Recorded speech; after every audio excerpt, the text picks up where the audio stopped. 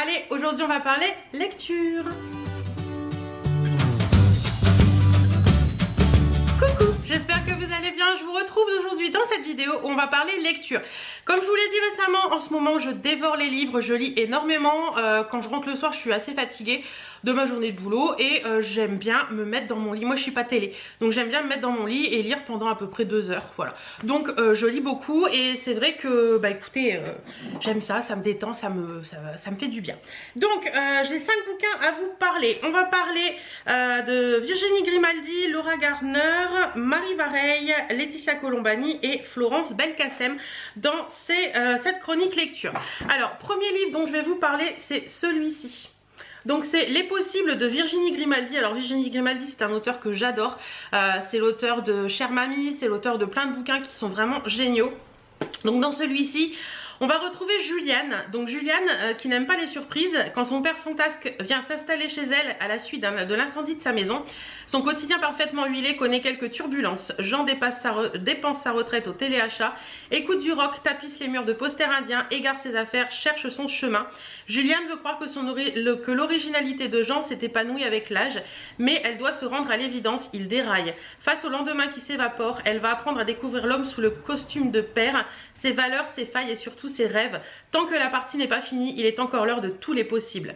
Ça, ce bouquin, je l'ai adoré. En fait, dans ce livre, on va retrouver Juliane, comme j'ai pu vous lire, qui a un papa qui a des parents divorcés. Donc il y a sa maman d'un côté qu'elle voit régulièrement pour manger au restaurant, je crois que c'est le mercredi midi ou quelque chose dans le genre, et il y a son papa qui vit seul dans une maison et malheureusement un jour elle est appelée parce que la maison de son papa a pris feu.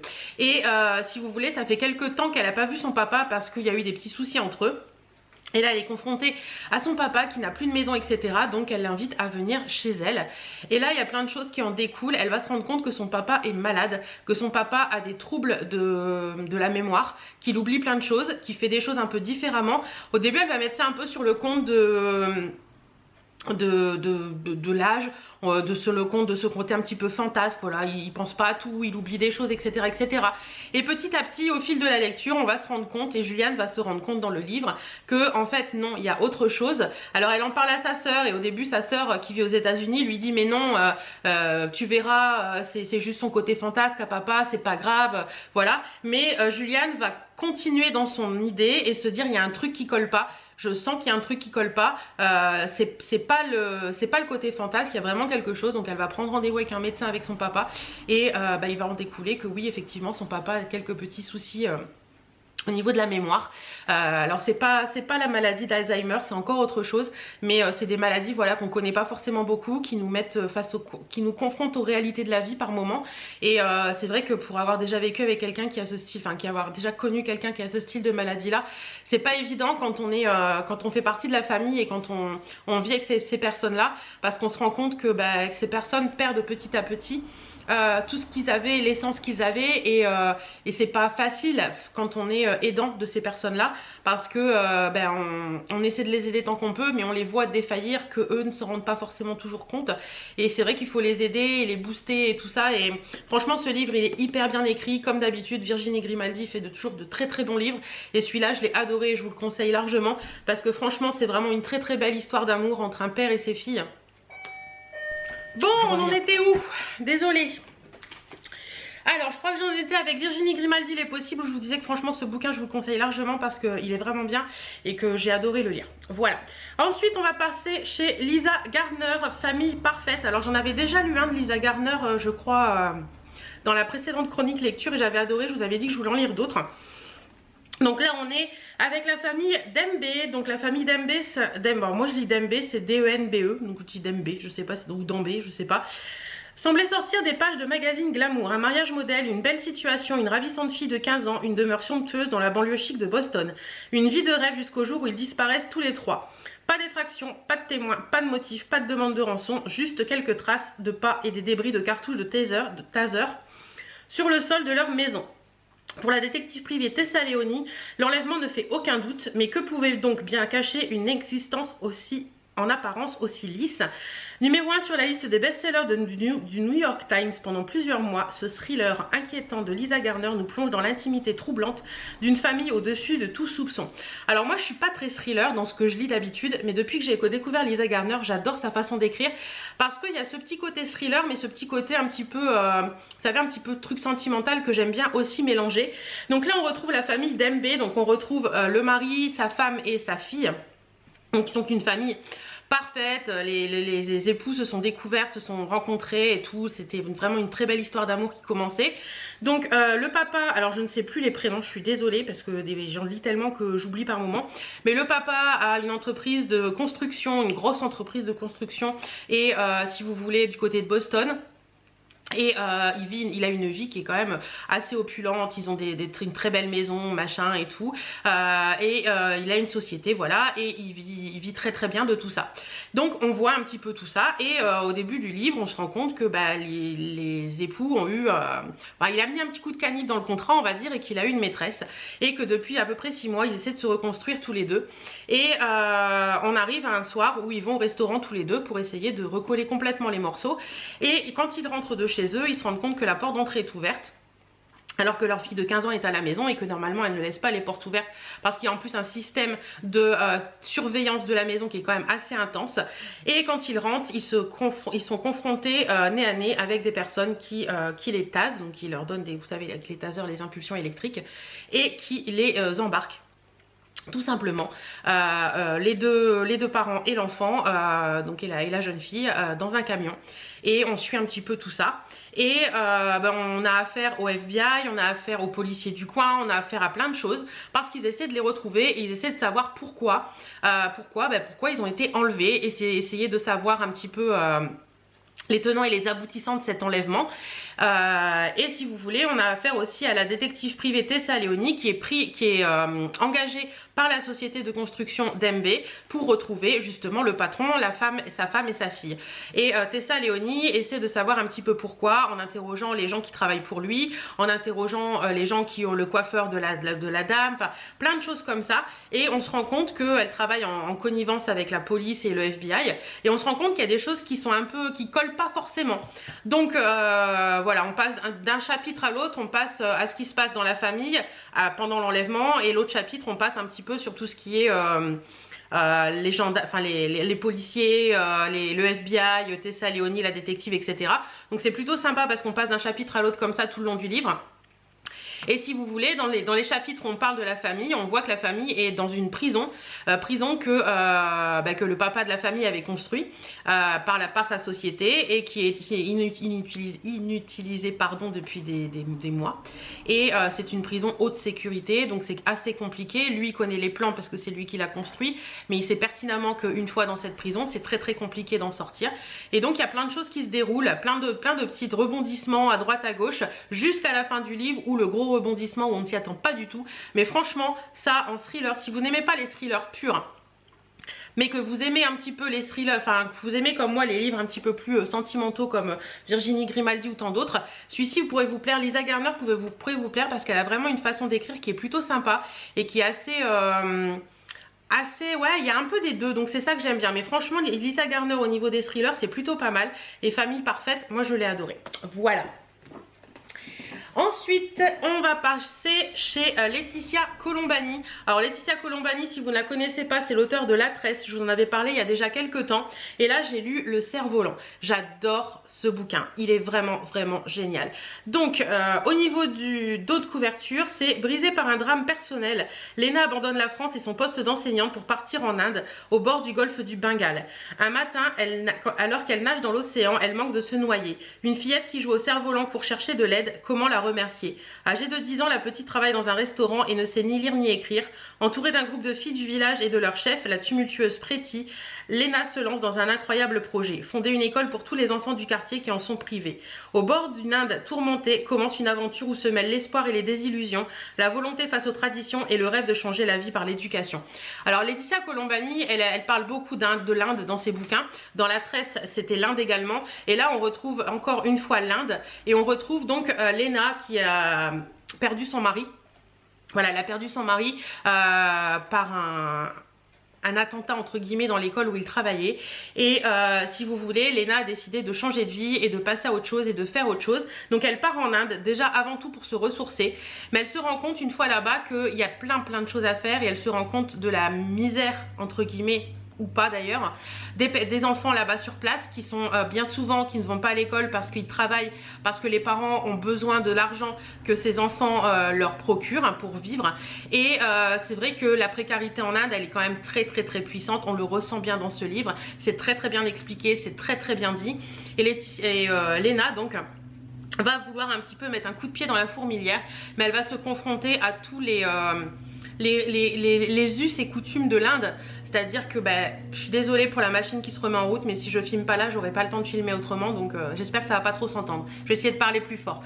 Voilà, les us et coutumes de l'Inde, et au final, elle va se rendre compte que si vous voulez, on peut pas aller contre ces us et coutumes, on peut pas aller contre la volonté de parents de marier leur fillette à 12 ans, parce que c'est ancré comme ça chez eux et c'est leur façon de faire, c'est leur façon de voir les choses.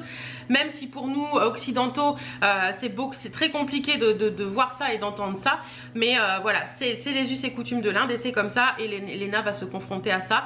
Elle va dans un premier temps se dire qu'il faut qu'elle arrête ça parce que c'est pas possible, elle ne peut pas aller face à tout ça. Et puis des rebondissements vont faire qu'elle va se dire non, je vais au bout je vais au bout de mon envie, je vais au bout de tout ça, je veux aider ses enfants et plein de choses vont se passer. Elle va rencontrer Preti qui est une chef de bande de filles du village qui est encore célibataire à 20 ans et qui est pas normale pour l'Inde. Donc elle va se confronter au caste de l'Inde, elle va se confronter à plein de choses et c'est vraiment un très beau livre comme l'était La Tresse. Moi j'ai adoré La Tresse, mais Le Cerf-Volant c'est vraiment un très beau livre parce que ça vous parle de sentiments entre les gens, ça vous parle des us et coutumes de l'Inde, ça vous parle de plein de choses comme ça qui font que ça fait relativiser un peu notre statut d'occidentaux on va dire, mais franchement pardon. Ensuite je voudrais parler de celui-ci qui m'a énormément touchée, c'est de Marie Vareille, que je ne connaissais pas cette autrice. Ainsi gèlent les bulles de savon, c'est une sélection prix des lectrices. J'ai adoré ce bouquin, j'ai franchement adoré ce bouquin et quand j'ai lu le dos de couverture, je l'avais acheté chez Cultura celui-ci, quand j'ai lu le dos de couverture je me suis dit oui il y a un truc qui m'interpelle, mais en fait quand on lit le livre c'est vraiment génial. Certains choix nous définissent à tout jamais. Celui-ci en fait partie. À partir d'aujourd'hui, je peux bien écrire la 9e symphonie, sauver le monde d'une troisième guerre mondiale ou inventer le vaccin contre le sida. On ne retiendra que moi que cet acte innommable. Puisse-t-on un jour me pardonner? De Paris au volcan ensoleillé d'Indonésie en passant par un petit campus américain à la frontière canadienne, de vibrants portraits de femmes au destin entrecroisé se dessinent. Quels secrets les unit? Quelle est leur véritable histoire? De sa plume délicate et addictive, Marie Vareille nous offre une merveilleuse histoire d'amour, d'espoir et de résilience. Alors, dans ce livre, on va retrouver plusieurs personnes. On va retrouver d'abord Claire. Donc les chapitres sont faits en fonction des personnages. Donc on va retrouver Claire, on va retrouver Océane. Dans les chapitres de Claire, on va retrouver Eva également. On va retrouver la copine de Claire. En fait, si vous voulez, dans ce bouquin, on va vous parler de Claire qui a un travail et qui vit avec un homme qui est un petit peu plus âgé qu'elle, qui travaille dans la restauration et ils vivent depuis 1 an ensemble et elle tombe enceinte. Donc Claire va avoir un bébé, elle est très contente, elle vit très bien sa grossesse, tout se passe bien jusqu'au moment de l'accouchement où elle se rend compte qu'en fait devenir maman n'est pas si facile que ça, que le baby blues ça existe, qu'elle se rend compte qu'elle n'est pas la maman parfaite qu'elle comptait être, que son bébé pleure constamment et qu'elle ne sait pas quoi faire, que ses journées et ses nuits sont ponctuées de s'occuper de son enfant et que c'est très compliqué pour elle. Et à côté de ça, on va retrouver Océane. Océane qui est une jeune fille qui vit aux États-Unis. Donc Claire est en France, Océane vit aux États-Unis avec son papa, sa maman qu'on peut croire et sa sœur, en sachant que le couple s'est séparé et qu'Océane est partie vivre avec son papa et elle est rentrée dans une université dans laquelle travaille son papa et que la maman d'Océane et sa sœur sont restés dans l'autre ville parce qu'elle ne veut plus parler à sa maman parce que plein de choses se sont passées, etc. Et dans la partie où on parle de Claire, on va rencontrer la meilleure amie de Claire, je ne sais plus son prénom mais c'est pas grave, qui travaille dans l'édition. Et si vous voulez, Claire perd son travail et la meilleure amie de Claire lui dit écoute, moi j'ai besoin de quelqu'un pour s'occuper des réseaux sociaux, des auteurs et des autrices pour lesquels je travaille, est-ce que tu veux de ce job? Donc Claire accepte et elle va être confrontée à Eva, une des très très grandes autrices de Sa meilleure amie, qui est une femme très très complexe parce qu'elle a un caractère de fou. C'est une femme qui a 3 enfants. Et en milieu de ce livre, en fait, on a par moments des chapitres qui sont écrits un petit peu plus en italique. Donc on se demande pourquoi ces chapitres sont en italique. Et ces chapitres nous parlent de l'histoire d'une femme qui est partie vivre loin, qui est partie vivre du côté de l'Indonésie. Au début, on est un peu perturbé par cette façon d'écrire.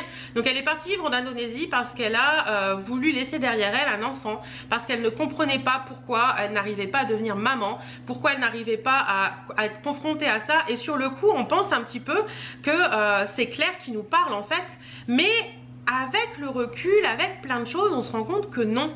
Et en fait, dans ce bouquin, je vais essayer de vous en parler sans vous dévoiler la suite, mais on va se rendre compte qu'Eva a un gros secret qu'elle va dévoiler à Claire à un moment clé de la vie de Claire, puisque Claire décide de partir, d'abandonner son mari et sa fille parce qu'elle n'en peut plus, elle est au bout du rouleau. Et c'est Eva qui va la prendre sous son aile et qui va l'aider en lui racontant sa propre vie. Et franchement, ce livre, il est génial parce qu'il parle clairement, ouvertement de ce qu'une femme peut vivre après la naissance d'un enfant, mais pas forcément dans le bon terme.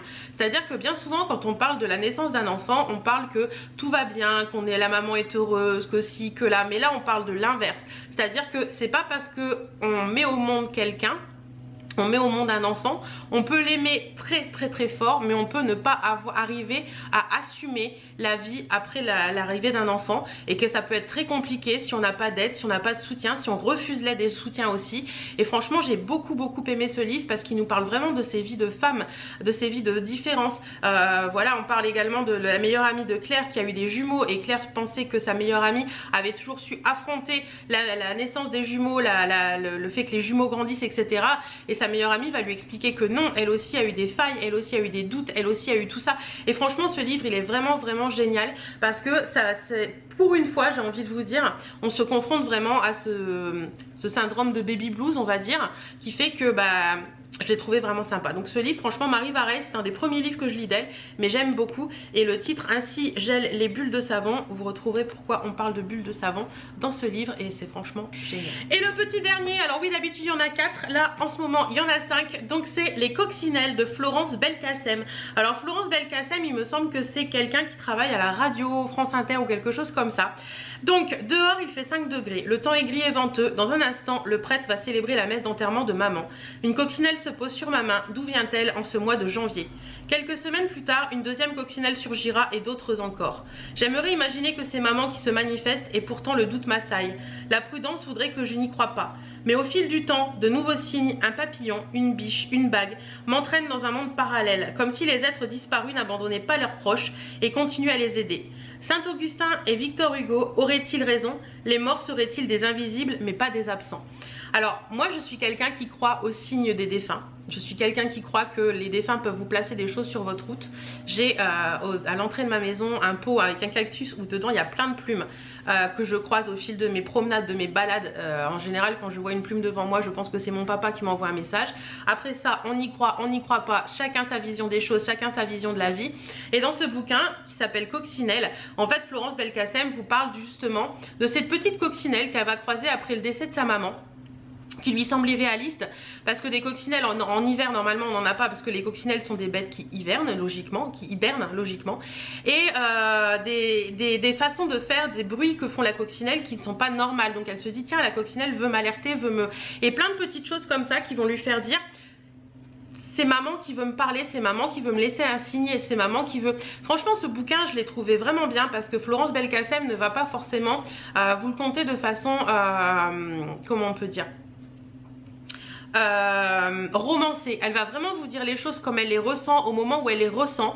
Elle va partager ça avec ses amis, sa famille, sa fille, son mari, et il y a des gens qui vont être totalement ok avec elle, et d'autres qui vont lui dire attends, t'es bien gentil mais tu yoyotes un petit peu quoi, c'est pas possible, etc.